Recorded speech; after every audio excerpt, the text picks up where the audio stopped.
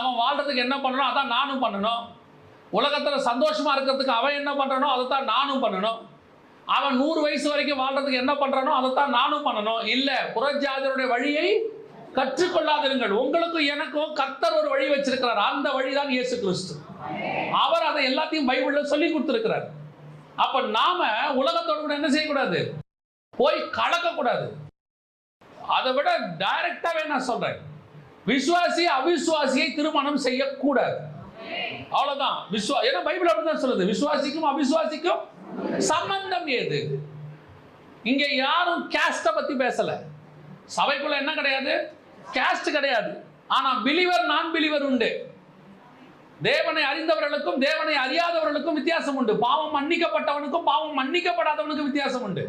பாவம் மன்னிக்கப்பட்டவர்களுக்குள்ள எந்த வித்தியாசமும் கிடையாது. நாம் எல்லாம் ஒரே ரத்தத்தால் கழுவப்பட்டோம், ஒரே மாம்சத்தை புசிக்கிறோம், ஒரே தேவனை ஆராதிக்கிறோம்.